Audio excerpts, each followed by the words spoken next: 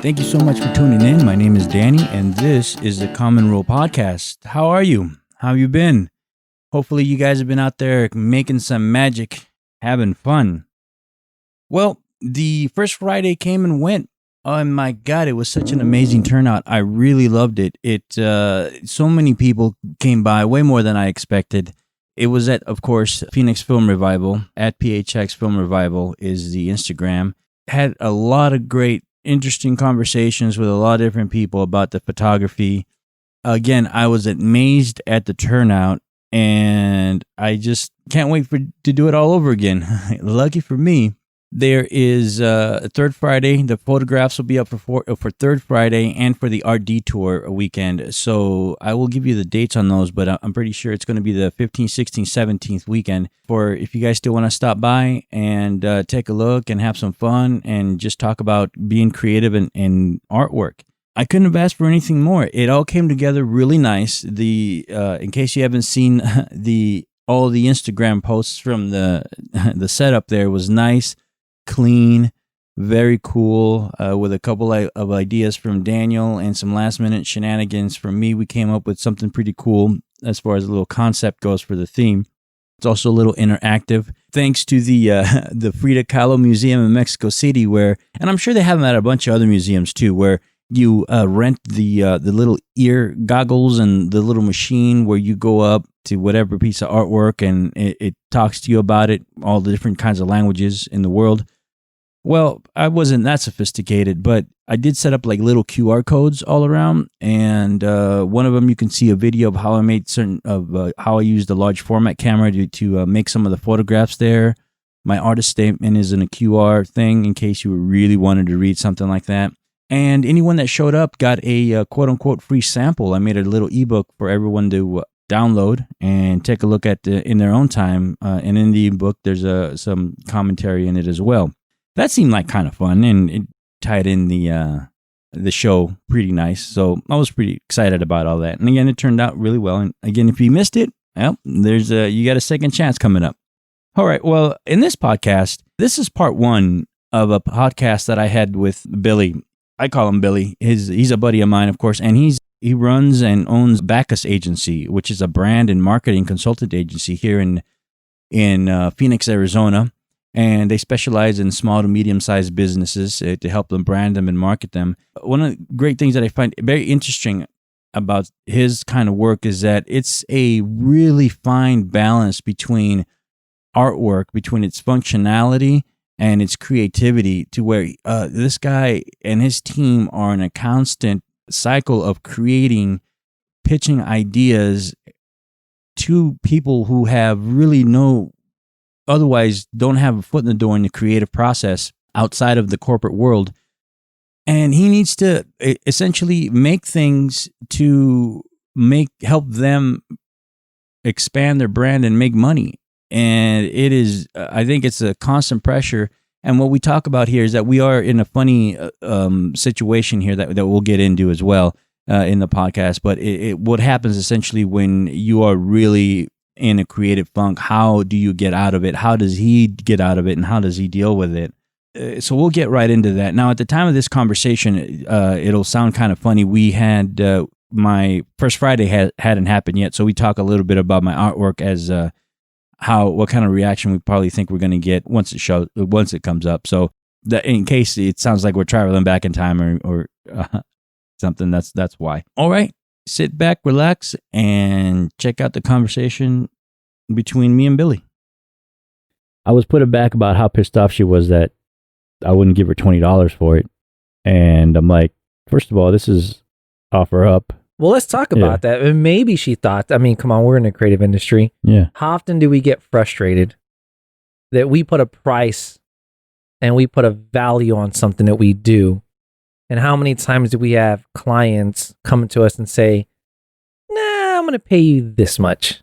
Right. You know, and we're stuck in that situation where we either say, fuck you, go somewhere else, or, okay, cool, I'll do it. I need the money. I need the money. But you don't tell them you need the money, right? You're like, oh, yeah, okay, we'll go ahead and work out a deal type of thing, right. You know? And I fucking hate doing that, dude. Yeah, me too. It happens all the fucking time. But I put it in a way, though, because I pay models, for some of my work, which actually we'll talk a little bit about the social media thing that you were telling Have me. You started that yet? Not yet. I'm going to. I want to see the numbers on that. I'm gonna start putting it out now, and because I actually the second podcast I did, I specifically spoke about I'm gonna just go on my little social media experiment journey. So I tell whatever talent is, I'm like, I need this, and this. Can you do it for this amount? And at that point, it's just a yes or no question. Can they do it or can they not do it? All right. So at that point, I'm okay if they say no. And they're like, no, I don't want to do it for that much. And if they ask me, well, I don't want to do it for that, these are normally my rates. I'm like, I appreciate it. Thank you so much. I cannot afford you right now. I'll call you when I have a better budget. They come back to like, no, okay, no, shoot. Every so often, I'd say over 60-40, probably 70-30. They're like, no, okay, whatever. I just saw your work and I don't want to miss out working with you because of, how you shoot or whatever, because of your budget, basically. Oh, gotcha. I don't want to miss out because of your budget. And then I noticed though that when I first started doing that and accepting their quote unquote counter offer or accepting that they were going to take quote unquote a pay cut, I felt as though they weren't trying as hard as they should have. During the shoot. Yeah, like they weren't giving it their all, and they were just giving me like a discounted rate as opposed to the thing. And I'm like, you know what? I'm going to stop doing that. Yeah. So now if they go, I can do it for this much, I counter and I go, no, that's okay. I want to pay you what you're worth. I just can't do it right now. So I'll contact you later when on. I can. Yeah, that makes sense. That's a big part of, I've talked to you a little bit about going into the corporate world, maybe. Yeah. It's fucking bleh. Fucking bleh. Fucking corporate world. I was talking to my old partner, Daniel, out in LA. I don't know if you ever met Danny. Not yet. Cool fucking cat. Cool cat. But he went from owning an agency. He's won a Grammy. He's been published. He's been in a few design publications. And he's really, really fucking good. And he went corporate. Back in 2008, when the economy tanked and everything went to shit, they had to close the agency down here. And he had to move back to LA and kind of get his life back together. And so he goes corporate.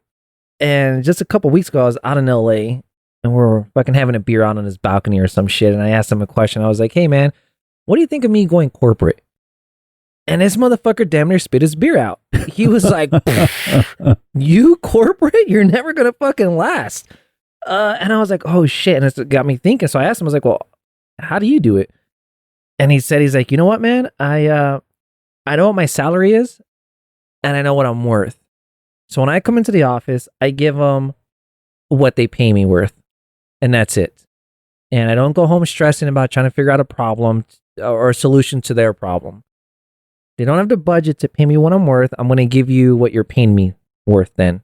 And he's like, if you think of it that way, you'll be able to get through your days where you're saving your best ideas for those side projects to come your way that can pay you, 15, 20 grand. Like, okay, cool. Here's 20 grand for an idea. Fuck it. You know what I mean? Yeah. That's what you save it for. You don't give it to the 8 to 5 person. They don't appreciate it. Yeah. So I was like, fuck. And good idea. I get like it's almost kind of sad because it seems like the corporation knows what they're doing because like but do they though? Let's take a look at Payless. What do they? Ooh, way to drop there. I just dropped that. Exactly. Ooh, ouch. My like you would never. I don't think you and I would ever hire someone and go, okay, I'm only going to pay you this much because it's what I can afford again, and then you go, okay, well, I know my value. But I'm only going to give you a certain percentage of what I do. And at the end of the day, it sucks because if what you're giving isn't enough, it's almost a little precarious. Like you got to go, well, I got to let you go sort of thing. And it's like, I realize that I'm only paying you this much, but you are not even doing that much worth of work, or I need a little bit more from you because it's a small business sort of thing. Gotcha. There's this baseball player named Joe DiMaggio. I don't know if you've ever heard of him. Yankee, yeah. Yeah, back with in the Marilyn day. Monroe, yeah. Yeah, oh yeah.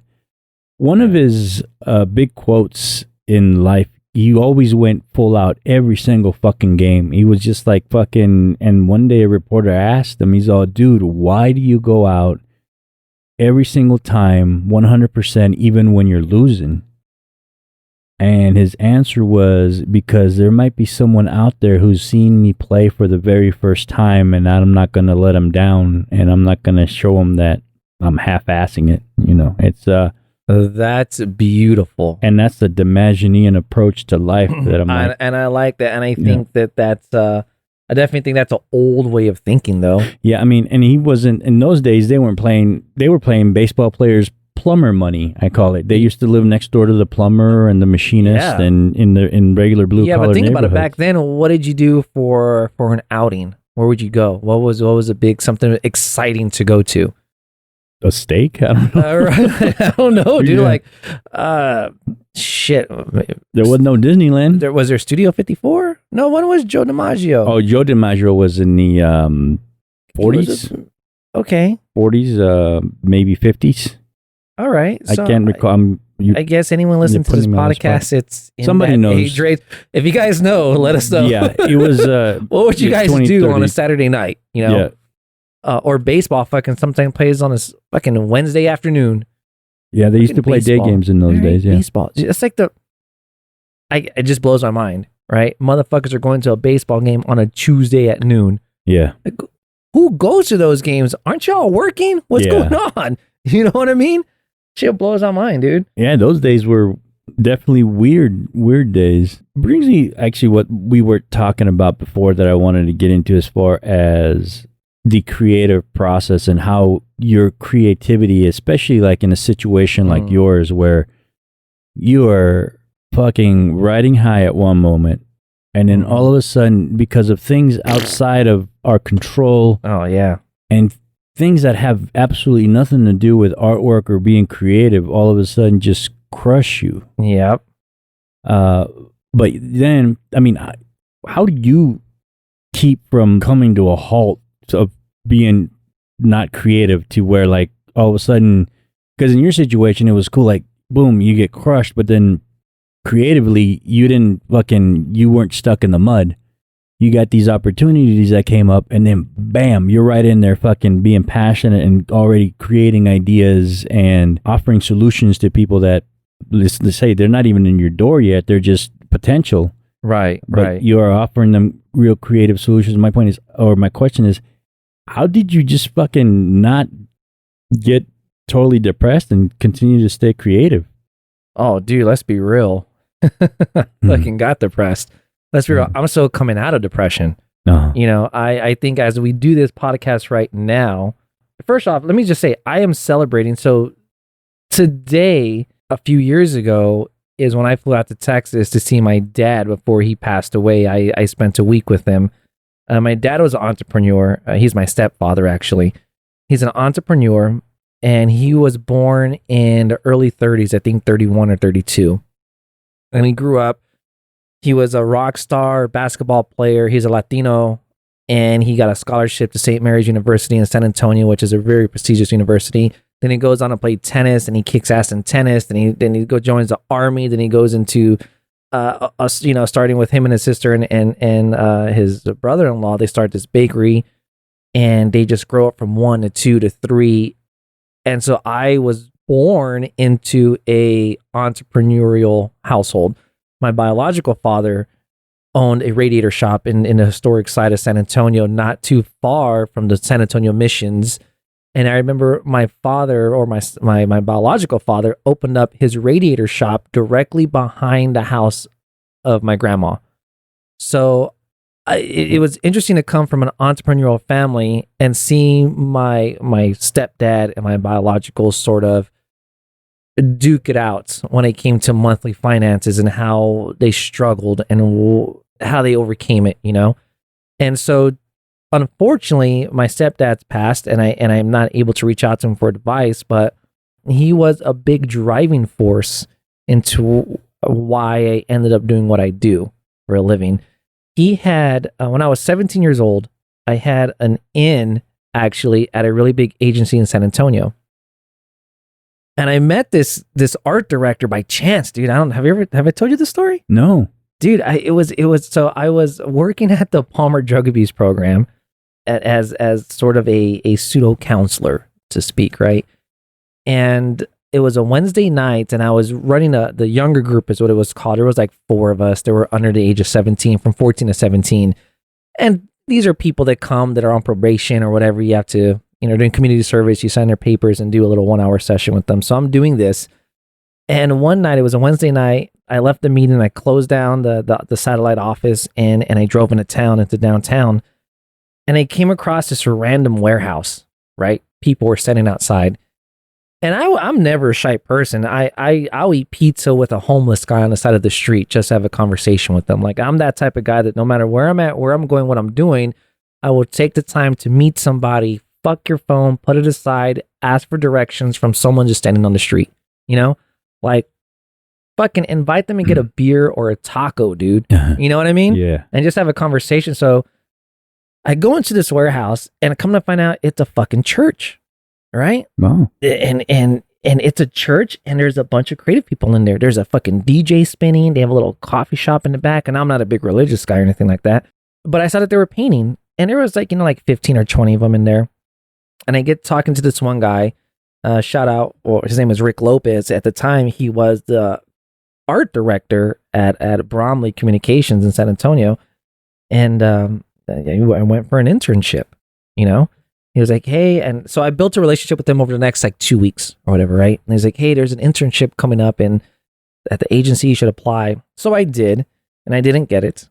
You know what I mean? I didn't get the internship, but I stuck around and I asked him, hey, let me scrub your toilets and take the trash out and do what I need to do to just sort of be in that creative atmosphere, dude, with the creative minds. It was really fascinating. And, funny story is, one day I walk in and they're in a conference room and they're coming up with ideas to try to land a Burger King account. And I walk in and it had this keychain, and back at the time there was these keychains called homies, these little Vato homie figurines called homies. And I walk in and Rick's in the meeting and I'm taking out the trash, and I go, hey, what if we put this little homie next to this Whopper and we sort of start talking, Tex-Mex and, and no, but wait, mira, a Whopper, just like, let's have fun with it. It was a multicultural agency, but me being a second generation Latino, I don't like people talking to me directly in Spanish, Don't show me the piñatas, don't put mariachis in front of me. Fucking okay, I get it. Sugar skulls, whatever. Stop advertising to me that way, I'm an American. I speak English. My culture, my heritage is Mexico. That is, my family's from Mexico. I love my heritage, but I live here. I consume just like any other American consumes, speak to me that way. Don't fire guns and put Pancho Villa in front of me. You know what I mean? It's just not me, dude. Or Cantinflas. Yeah. Or El Chapulín, right? Was that him? Yeah. No, that's the other guy. That's Chespirito. Chespirito, yeah. That's right. Which I think is on Netflix now. Have you seen that? No. I'm pretty sure I saw a thing on Netflix. Maybe it was Hulu. I don't know. Point being, what I'm trying to get at is I struggled to get into the industry, right? Mm-hmm. And my fucking stepdad, all along, knew the fucking owner of the agency. This motherfucker could have made a phone call and been like, hey, Mijo's applying for this. Can you help him out? Nothing, dude. Nothing. Made you work for it. He didn't make me work for it. You know what he said? He's like, I knew you had it in you all along. My family is a really traditional family. My mom's a teacher. My sisters are teacher. One was a principal. My aunt's a teacher. My cousins are teachers. My fucking brother-in-law's a teacher. Wow. I come from an educational family. They all teach public school, elementary school, right? So here you have the runts, right? I'm the baby of the family. I don't really fit in with typical traditional education. I want to do my own thing. And so my stepdad, I call him dad, he always saw that in me, and he never gave me a fucking, he knew that I could do it, and by him not making that phone call was probably the best thing he could have done for me. Nice. And so I come out here, I go to Phoenix, I start doing my thing. Sure fuck enough, dude. Start the agency, things are going great, and I hit this high, right? And Payless becomes an account a few years ago. Remember 2017, we landed Payless as an account. And I'm soaring, dude. I'm like, fuck yeah, Meanwhile, my fucking marriage is falling apart, right? Fucking shit's crumbling. I have 2 kids. I have a stepson at the time. I still call him my son. Shit's going down in my household. But in my career, things are going great. And it's sort of hard to celebrate milestones like that when you come home to a broken family. Yeah. It becomes hard. But I can remember soaring and being able to say, yes, I could put you in that class. Yes, I could put you in piano. Yes, you can do karate. Yes, you can do football, soccer, dance, theater. Yes, baby, go to real estate school. Yes, go travel. Go do what you want to. It felt good, So to go from that, where I felt like I was on top of the world, and then to hear, and they haven't paid their invoice since the end of last year, November time, I think was the last time they paid an invoice. Mm-hmm. So I sort of saw it coming, and I was really close with the director, and he sort of gave me a heads up, hey, expect a budget to be cut in half for 2019, and invoices aren't getting paid, and I'm getting nervous and freaking out. And sure enough, just last week, I get the phone call from one of the associates, and they tell me, hey, yeah, we're shutting down operations. And so you go from fucking being being able to pay alimony and child support and doing all this stuff to, oh fuck, ouch, I didn't really prepare myself for it. And I gotta tell you what, Danny, I don't regret a damn thing of how I lived my life when I had that account. Does that make sense? Yes. And you know what? Look, I'm not in my fucking 50s or 60s or 70s. I don't have really health problems. But I saw my mom struggle making $12,000 a year to support 3 kids before she married my stepdad, right? And I was in fucking T-ball. I was in tennis. My mom was there going to things with me. And I saw that and I was like, fuck, if she can make it off of 12 a year, right? For 3 of us not getting child support, I can fucking make this work. And I remember her telling me, oh, Miko, if you have an opportunity to do something, do it. Because when you're vieja like me, you're not going to be able to enjoy it. Mm-hmm. If you can go see the pyramids, make sure you're healthy, you can walk the stairs, in what is it, Cancun area? Yeah. Chichen Itza. Yeah, exactly. Or Tulum. If you can go to Mardi Gras and party on the streets, do it when you're young, when you can recover from a hangover. If you can go to New York and see the ball drop during New Year's, do it. And so for the last few years, I lived my life as if every day was the last day of my fucking life. Nice. And I hope that my kids take a look at me and not get mad when they're older, right? Like, fucking dad, you should have saved, you dick. You know what I mean? Fucking selfish prick.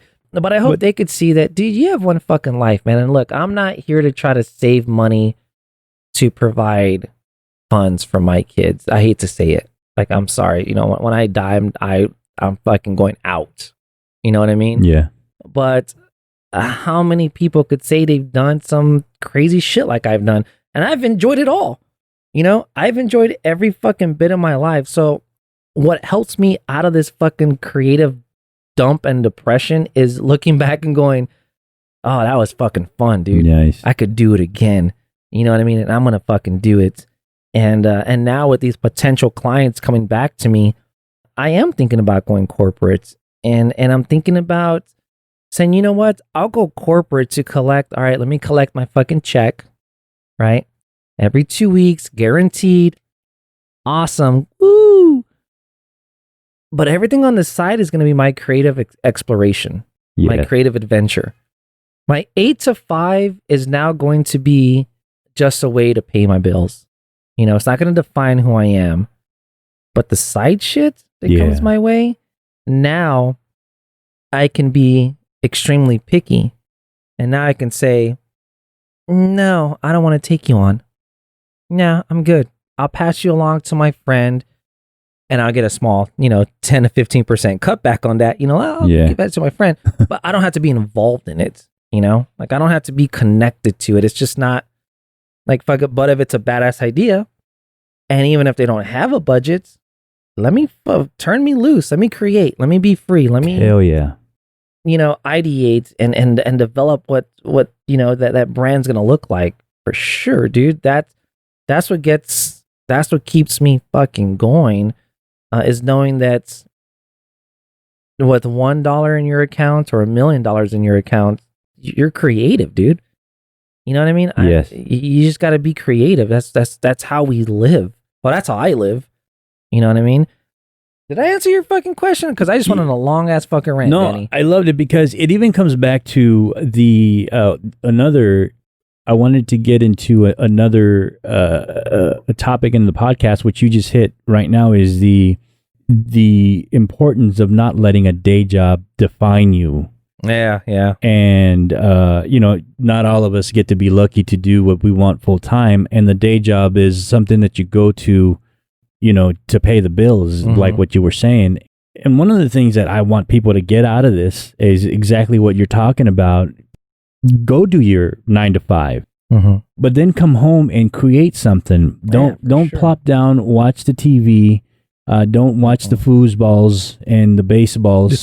Foosballs. Yeah, and the devil. He's the devil. And do something, even if it's just for a little while. And I just fucking, I don't know, man. It didn't. Watching the TV didn't make a whole lot of sense to me. Really? When I was, I used to be big and fat, and all I did was go to work, come home, and not do anything creative at all. And I watched way too much TV and played too many video games. Maybe I was too stupid to know that I was depressed back then, but I wasn't fucking living life, going to the pyramids, and there you go, dude. Living by your mom's philosophy until it gets to the point where, like, dude, I got to dive head deep into the creative aspect. And you got to do it, man. And it's funny, you talk about that 8 to 5 not defining you. I challenge anybody to go to any restaurants, any cocktail lounge, any bar, and you ask the fucking server or bartender, man, what do you do? And I guarantee you they're not going to say, well, I'm a full-time server. I'm passionate about this. This is what I do. I love it. I'm going to do this for the rest of my life. I'm not knocking on people that want to be servers. That's not what I'm trying to say, right? Because I get that. Yeah. Some people have passion. I just met a fucking Lyft driver right now that was like, oh, I love driving. Cool, man. That's his fucking job. I'm down with that, bro.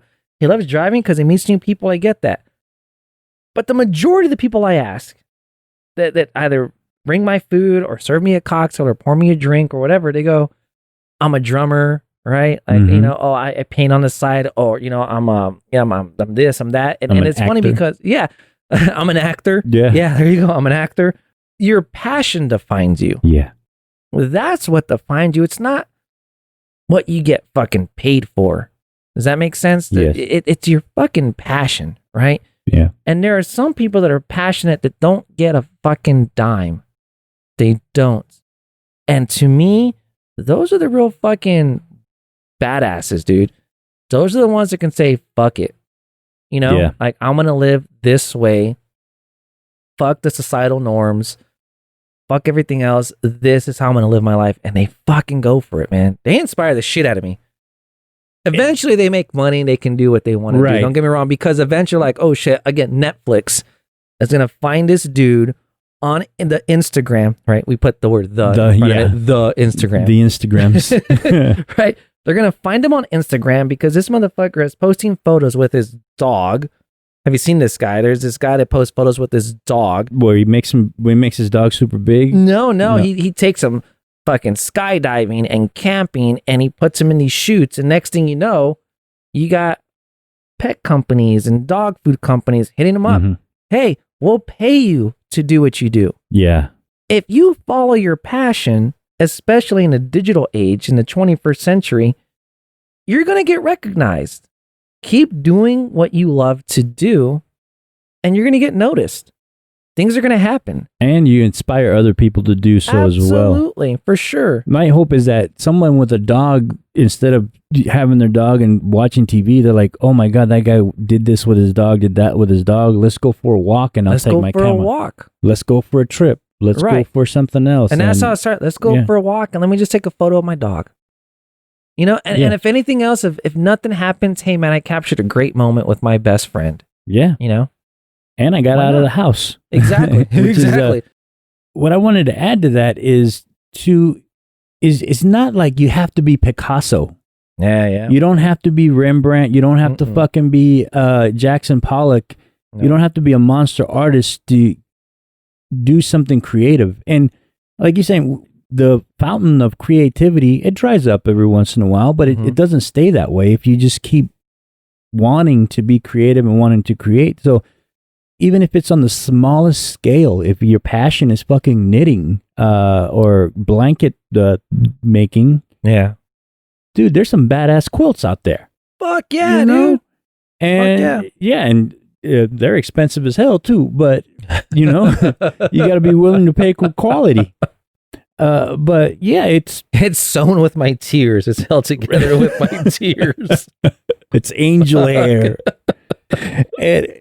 And you can tell when someone's really passionate about something and having something to fall back on when you're dried up. Like one of the things that I like to mention is sometimes you dry up and sometimes you just get into this funk. Yeah. And my You're advice, not stimulated. Yeah. And my advice is that you still got to go out and create. It doesn't matter if you're creating the same shit over and over again until you start doing something else. But my thing is don't stop. You know, like my example was the basketball player. You know, if he's 1 for 30 in the first half, you make sure he goes 1 for 60 in the second half and you just fucking shoot. True.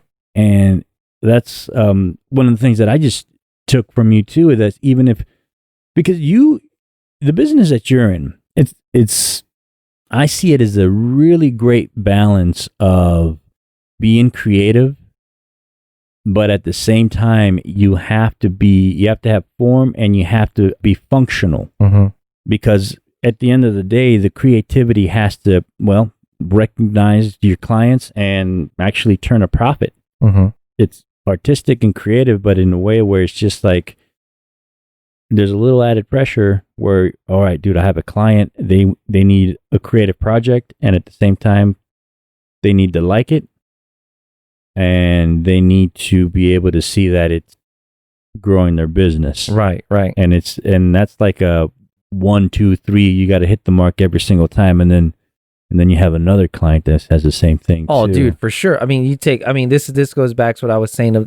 We've had this conversation before, where there are artists, right, that are self-fulfilling, right?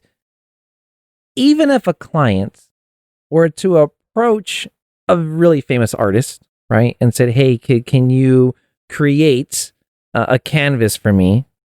Big canvas, I want it in my living room, you know? Do you think that client is going to ask the artist, what is your process?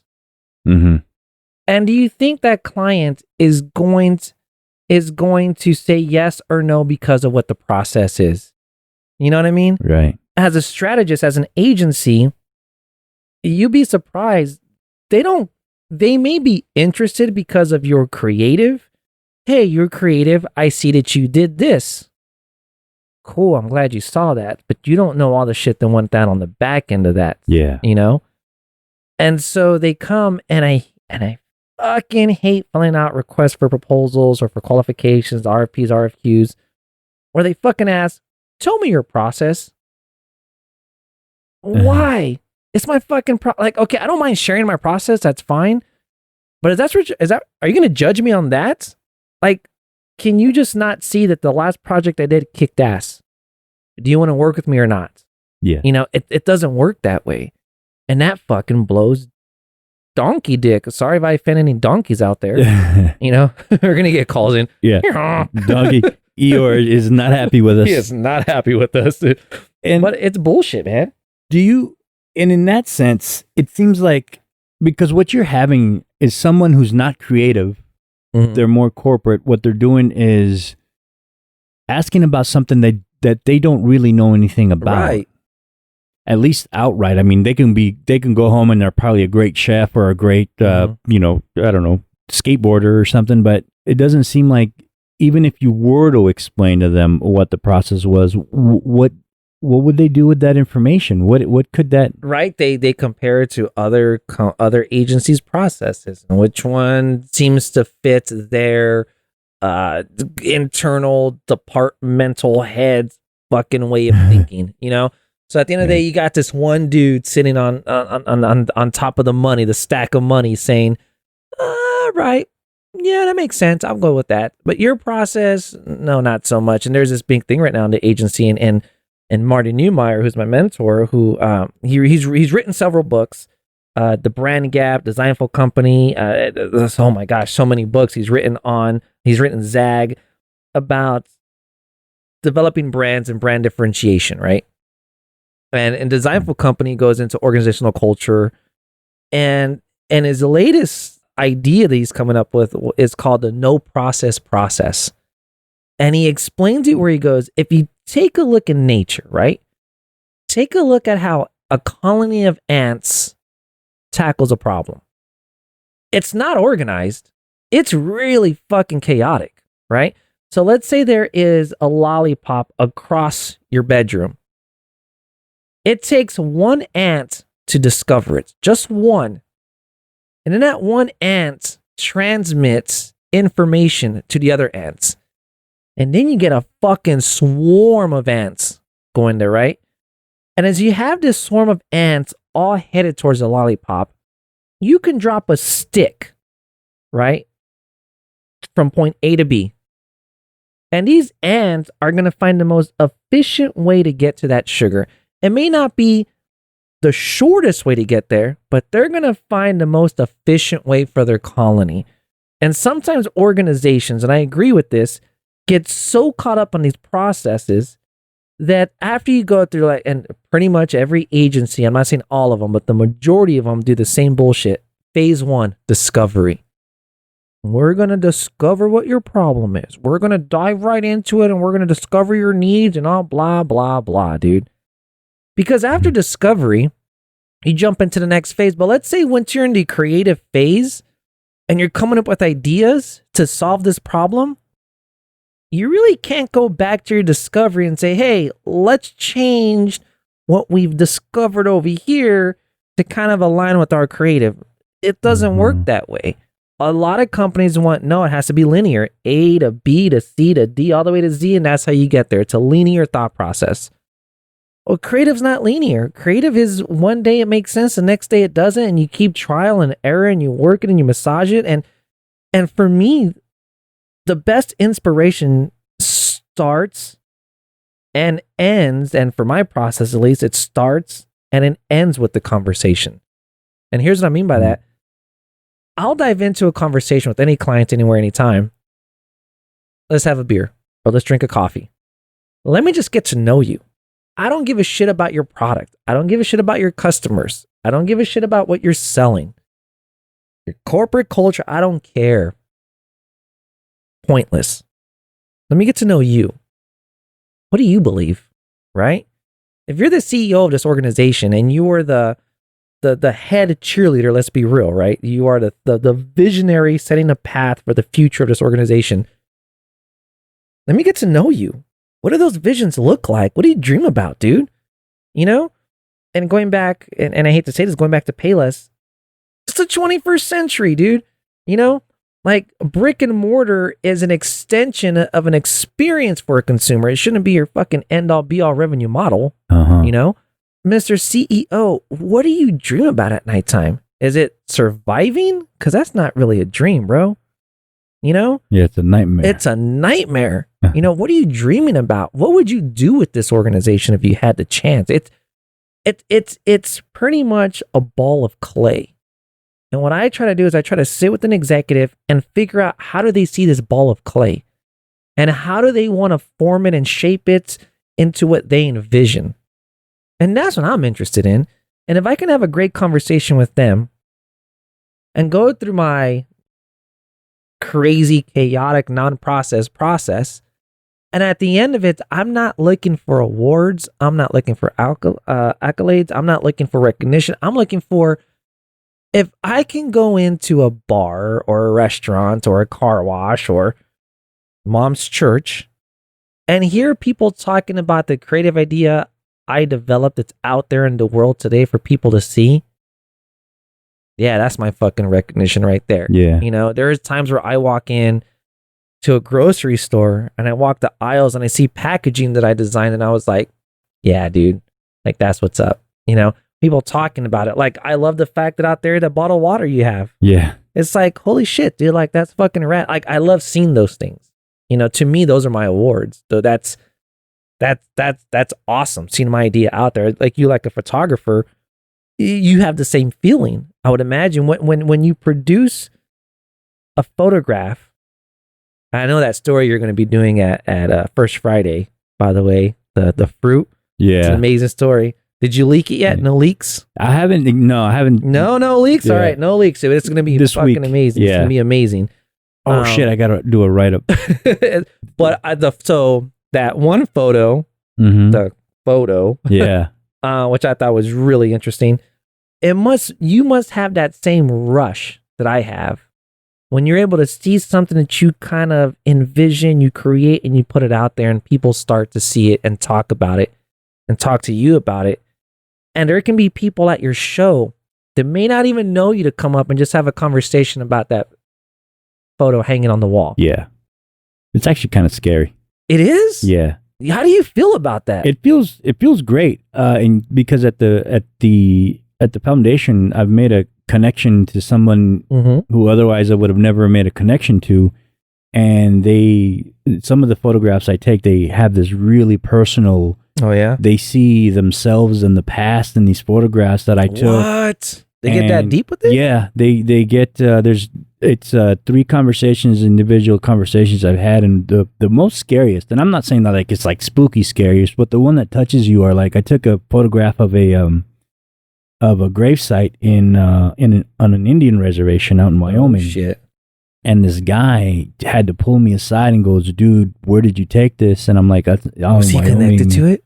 He's this just hits home. My grandmother was half Shoshone, and we lived on the reservation. And he just went on to this great big story, personal story where he is really emotional, and he's just about to break into tears. And I'm like, wow.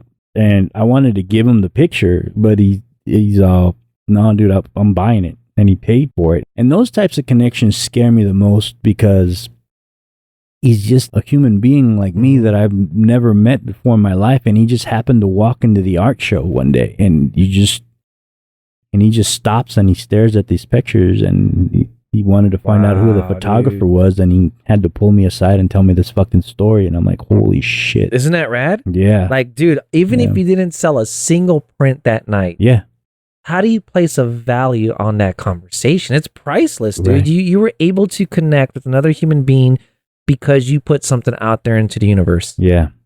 And let's be real. What was it? It's how big was it? 8.5 by 11, 11 by 17. It was the 11 by 14. 11 by 14. Yeah. It's an 11 by 14 piece of paper that triggered someone to have a conversation with a stranger. Yeah.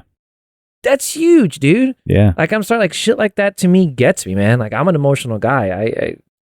I remember in what do you call it, San Francisco, coming across a fucking dude that wanted to take my bird scooter, bro. Right? He was like, "Man, let me have your bird." I was like, "Nah," so I kind of ignored him. Like, "Hey, man, give me your bird, man." And I ignored him again. Granted, keep in mind, I'm a little high at this point, so I wasn't too sure if he was talking to me, because there's a fuckload of bird scooters in San Francisco at this time. And then he said something, not to get all crazy racial here, but he goes, "Because I'm black, right?" Mm-hmm. And I stopped and I was like, And that kind of got me. I turned around, I was like, what did you say? He's like, let me ride your scooter, your bird. And I was like, no, man. After that, he's like, oh, I said it's because I'm black, right? Ha ha. And he kind of laughed. And I was like, you know what, dude? Fuck you for saying that. But let me go buy you a beer. Let's talk about it. And we fucking grabbed a beer, and it was just this street dude on the street. Mm-hmm. Yeah, I didn't know him. And we had a beer, and let's just say, long story short, we end up playing craps in front of a fucking liquor store at 2 a.m. in San Francisco, shooting craps, dude. It was the greatest night of my life. And it was all because you just take that chance to have a conversation with someone. You know? And for that guy, it was the paper, the print that he saw that triggered him. For me, it was what this guy was saying that triggered me. It's just one of those things, man. Like, you just got to take your time to talk to people, meet with people. Yeah. Converse with them. Yeah. That's where ideas come from, bro. Just right there. You know? Yeah. It's very difficult to try to convince people that things like community are important to bounce. You can't think of everything on your own. No. You have to. I mean, I can, Danny. No, you can. You can. And it's what I wanted to touch on most was you were saying, though, as far as having that conversation with a potential client about his ideas, his or her ideas, or his or her dreams, and essentially get more personal, right? In order to get them a better product and stuff like that. Don't you find yourself actually showing them what they need as opposed to what they want? In a creative sense, to absolutely showing them a different avenue as like, hey, maybe you didn't think about this because it seems like finances and business can coexist with creativity. I mean, again, you're the perfect example of that. But somehow people on the business side who don't deal with too many artists or creative people can't see the connection between the two. Immediately what I think about is like, what are the greatest logos out there? Those were created by artists, you know? Yeah, I mean, you take a look at that Andy Warhol, right? He did the Rolling Stones, the mouth, the tongue. Mm-hmm. You know, that's forget it. Where do you go from there? You know, right? That icon embodies the fucking band. You know, I mean, you go back to Warhol. I could just imagine the conversations he had with Mick. You know, what did that look like? Mm-hmm. You know, what were they talking about? Were they hanging out? Were they fucking drinking, drugging, partying? You know, like where did that come from? You know, but he captures the essence of what that music and what that band represents through that fucking icon, you know? Yeah. And that to me is the perfect example of how an artist creates an identity, you know? And nowadays I think because of finance and because the importance of make sure you know your KPIs, right? Your key performance indicators, and make sure, let's take a look at your ROI and you know, and it's just data. I'm sorry, data is emotionless. There's no emotion in data, right? There's zero emotion in data. It is shit being pumped out through algorithms. Facebook says, you know, you can reach this audience this way. And I'm sorry, man, at the end of the day, you have to talk to that executive, right? And you have to have conversations with them about what do they envision? What do they dream about, man? Those are the conversations that need to be had. Fuck the numbers. You know what I mean? At the end of the day, dude, pay me $1,000 and I'll create you a logo for IBM. Fuck the numbers. Let me just have the opportunity to talk to the CEO of IBM and let's talk about, where do you envision this going? Dream big. What does that look like? And let's throw it out there, dude. That's what I'm talking about. You know what I mean? Yeah, but the fucking numbers. And I think that's why a lot of agencies, I think sometimes get caught up in the data, because that's what clients want. Prove to me that your creative's going to move the needle. Prove to me that that idea is going to give me a return on my investments. Prove to me that's going to work. You just fucking fluff it. How do you prove to them it's going to work? Yeah. How did Andy Warhol prove that his logo was going to work? How did Sal Bass or Paul Rand, these great American designers, prove that their logos were going to work? You know, how do you prove that? You can't. You got to fucking put it out there in the universe and see if it takes or it doesn't. Yeah. Let's talk about all the failures and flops, right? Back when was it Tropicana or Tampico, the orange juice? Yeah. Tropicana is the orange juice. Tampico is the citrus punch. Maybe it was one of those, but it's when Pepsi rebranded. It's probably Tropicana. It's the white. Yeah. So Tropicana goes through a rebrand. Fucking flopped. Spent millions on that rebrand. Flopped. What do you do then? You know, you spent $1 million on a rebrand that doesn't go through. The fuck? You know what I mean? Does that mean that agency or that designer or that artist or creative director is bad? It just didn't take. You know, fuck. It didn't take. I'm sorry, dude. I mean, sometimes clients want the golden guarantee, right? Promise me, show me, guarantee that this is going to work. You can't. I can't do that. All right. Let's take a look at fucking Mr. Brainwash, the street artist back in the day. Remember Mr. Brainwash doing some what I thought was fucking bootleg art where he took pop culture icons and put fucking crazy lipstick on them, slanged it. Yeah. Made shitloads of money. How the fuck did that work? You know what I mean? Yeah. I'm sorry. It's just, you just got to put it out there. There are hundreds of other street artists that are way more talented than Mr. Brainwash. They get no recognition. They get nothing. You know, nothing.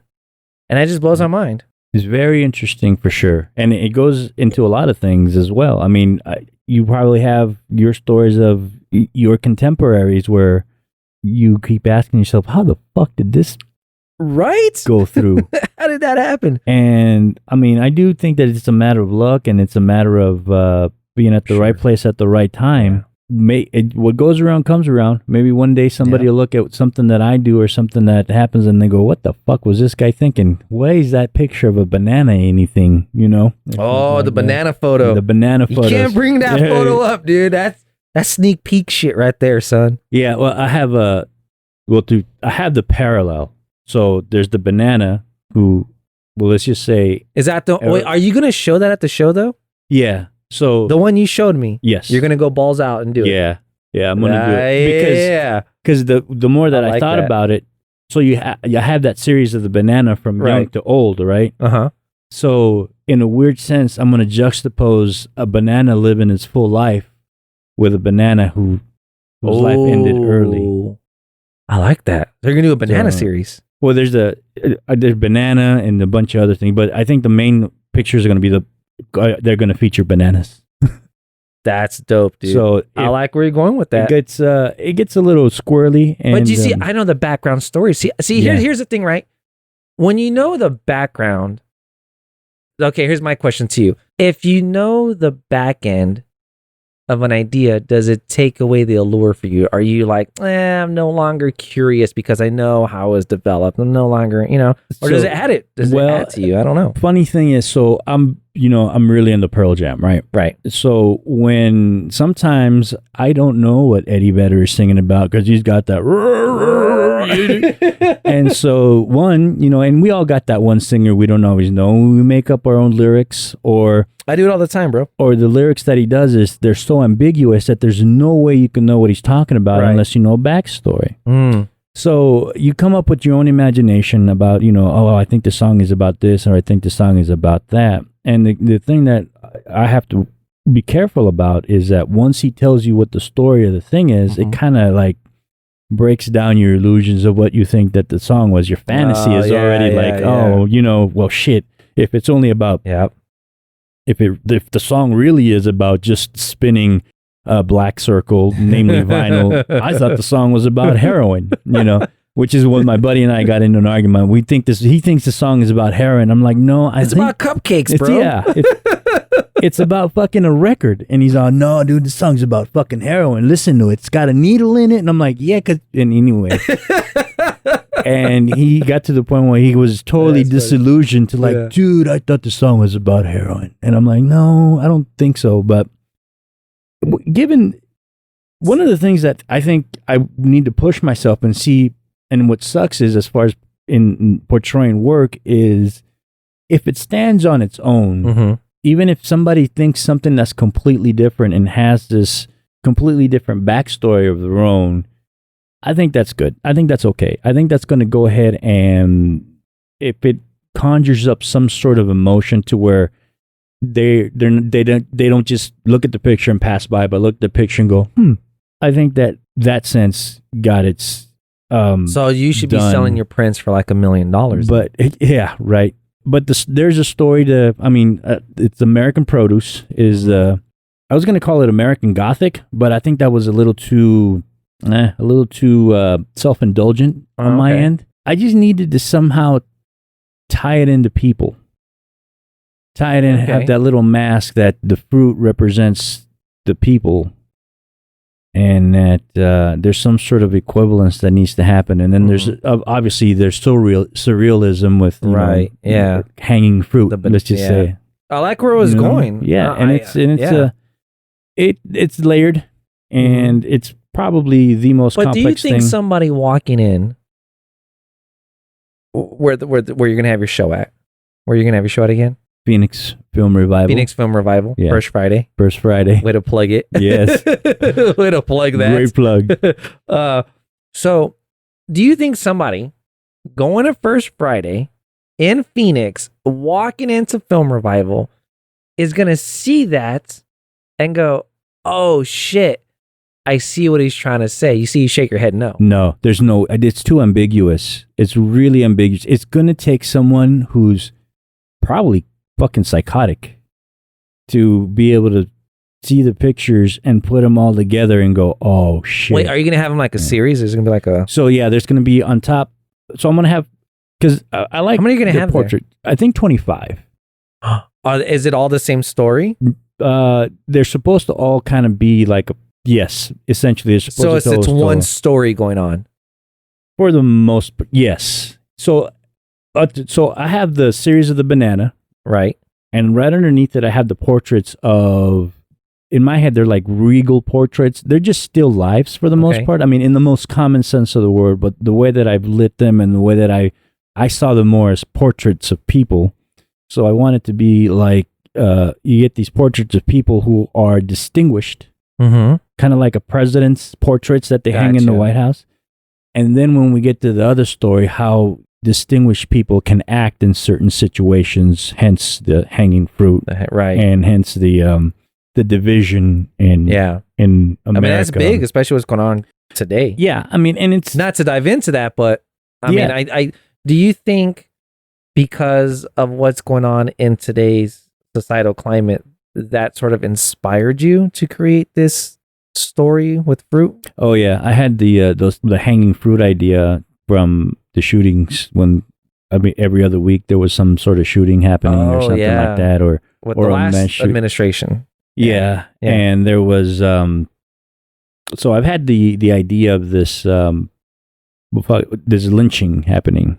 Gotcha. And during that time, I've come across that photograph before. There's the famous. Oh, it's famous to me. I don't know how many people know about it. There's a lynching. Right, you told me about that photo. Yeah. I just put the two and two together, but I needed to have some sort of impact. You see, here's the crazy thing. Let's say I'm a big corporation, and you come to me to try to pitch me on a story using fruit. You know how crazy you would sound right now? Yeah. I mean, but I think the crazy ideas are the ones that most often get overlooked, and quite often are the most successful ones, are the crazy ideas. And not to fucking be, and like I really dislike, and I do it too, and I know I do, and I'm kick myself in the ass every time I say it, but when people bring up Apple, you know, the Apple brand, here's to the crazy ones, right? The misfits, the troublemakers, the square pegs and the round holes. Yeah, I know. I know. Trust me, I can go on and on. Where's your Apple tattoo at? Right? Fucking Apple, dude. But I think there is when you're able to sell an emotion, when you're able to have a conversation, not even sell. I hate that word sell. When you can when you can converse and have the same emotional intelligence with the audience in which you're engaged in, you're engaged with, magic happens, man. Magic fucking happens. I'm that type of guy that don't email me, text me. You know what I mean? Don't try to have a meeting with me during the daytime if you can have a meeting with me afterwards, and let's really get down to the nitty-gritty and chat. Yeah. You know what I mean? That's more of the role I like to play in what I do for a living. So to have a photographer like you develop a story in 25 stills is what they are, right? Yes. Using something like fruit is a fucking crazy idea, Danny. Yeah. It's a fucking crazy one. And it's because of those crazy ideas that I come across, and I only come across these crazy ideas because I dive into conversations with people. It's the only reason, it's the only way I come across these fucking crazy, and sometimes they're go on tangents and it blows our minds. But the point being, I had to dive into a conversation to find craziness. Yeah. You can't find craziness in an email. You can't find craziness. Oh, well, unless you're my ex-wife, then yeah, I can pick up crazy in an email and a text. It jumps right off the screen. I can identify to that. But no, I'm really excited to see this series because I've seen a few of them, but I haven't seen them together. Yeah, and I know that I know a little bit of the backstory, so that when I go in to see how it looks like as a whole, I'm going to give you my 2 cents. I'm going to say, Danny, genius, or Danny, I don't get it, or Danny, help me understand this, or Danny, I fucking hate you because this is badass. But then again, every show I've gone to yours, I fucking buy something because I'm like, I get it. I see it. And I appreciate it. I mean, like I said, it takes a crazy person to understand some of the shit that I put out there anyway. It'll be interesting. It'll be interesting to see. I'm excited. I don't, like you say, to bounce back on your question. Yeah, I don't think it's going to be something that people immediately be able to latch on to and be able to say, oh, I see the story, or I see the intent. And that's fair too, because at the end of the day, some of those pictures are shocking, and I'm doing. They're not when you easy. showed me that banana one, bro, I was like, holy shit. They're not easy to look at. And I want to do a series of eroticism with fruit as well. Ooh, but nice. Are you going to develop them yourself? Oh yeah. Oh, nice. I got to do it that way. So it's, that's my whole thing right now, is just printing by hand. And I got a made in America for sure thing. And it's, and it sucks because again, in this day and age, it's hard to go in another country and go, I'm proud to be an American. Oh yeah. Because hey man, if you look at the way shit is going right now, it's kind of hard. I'm kind of proud. Yeah, maybe the love it or leave it attitude isn't as strong as it was. No, but that's when I talk in Spanish. Yeah. No, but soy de México. Los Estados Unidos, no sé. Yeah. They tell you, man, I'm on I got a couple of people that travel the world with a Mexican passport. Because they're like, dude, right now, I don't know. And wow, dude, that's huge. Really? Yeah. Wow. The people that can use different passports. Wow. Yeah. And it's just like, not when you go to Europe, when you go somewhere else, they're more embracing of of a non-American passport. So I mean, whatever. And I can't deal with that. I got to be American and deal with the consequences. In a certain weird way, we do have to answer for being Americans. Yeah. And because I know, and we have, but then we got to answer for being human beings too. Right. More so, we have to answer to force a connection somehow, or at least make an effort to connect to at one point to somebody else and go, hey, let's go have a beer. Let's go do this, and it's in a weird way. Sometimes it's hard for people. Sometimes they can't get away from their phone. And I'm sorry, technology brings me closer to other people. It does. I'm not saying it disassociates me from other individuals, but it does allow me to connect with people from a great distance. But I use technology to continue to connect. I don't use technology to disappear or avoid or to deflect. You know what I mean? Yes. Technology for me isn't a force field that keeps people away from me. Technology for me is a way for me to continue to connect on with a larger net. That's all it is for me, you know? But I'm not that guy that dives into social media and looks up random shit. I like connecting with people that I know. Yeah. You know? And if someone finds me cool, maybe I'll connect with you, maybe I won't. You know? It's just like I take a look at your stuff and I connect with it, you know? It's embarrassing sometimes though when I have my daughters next to me and I open up Instagram and like, oh shit, scroll. Wait. Nothing, sweetie, nothing. It's all good. It's all good. Although there are some that they've seen of Red House stuff. Yeah. Yeah. Well, because here's my thing, and Christina is very much with me on this. We believe, and I'm 100% on board with this ideology that women need to feel comfortable how they look. Hell yeah. They need to feel. I hope that they understand that in today's day and age, a man should be able to embrace who they are, what they believe in, and if a man doesn't embrace that, then that's not the man for you. Fucking kick him to the curb and keep going, honey. Hell you know what I mean? But sometimes I think they need a bit more empower and encouragement.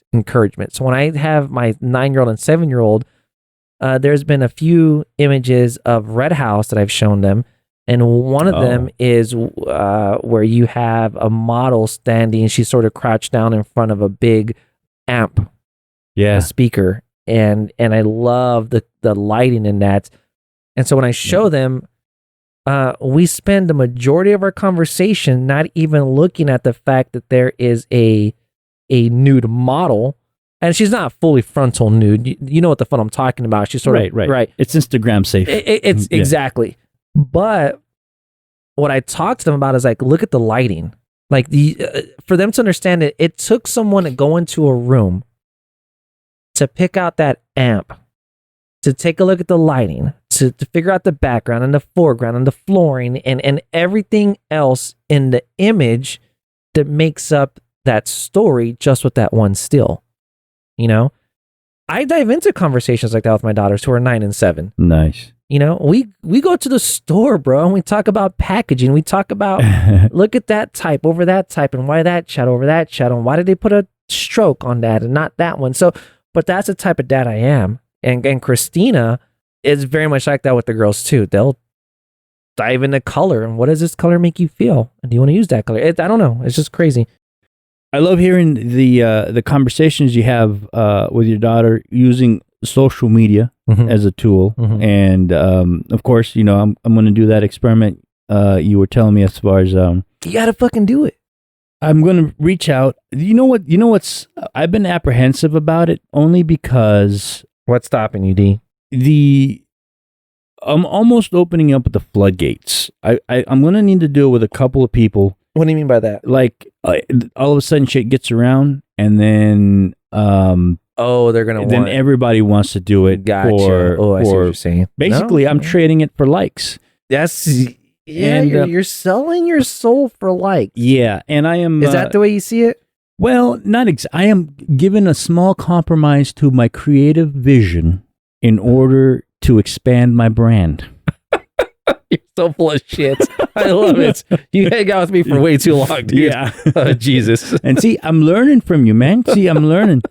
And in that way, you know, I mean, hopefully it expands out. But as you know, in that way, you know, you talking to your daughters one way, you're just as big a teachers as the rest of your family. You got to teach your clients how to be creative, and you got to teach your daughters how to read into art, and you got to teach somebody like me how to expand the brand. Yeah, dude. You know, so you're always teaching just like the rest of your family too, man. You got to keep teaching, dude. You got it doesn't matter the age, right? All right. Well, that was part 1 of my conversation with Billy. Hope you guys enjoyed it. I really appreciate you listening. I will catch you next time. Have a great day and enjoy your youth.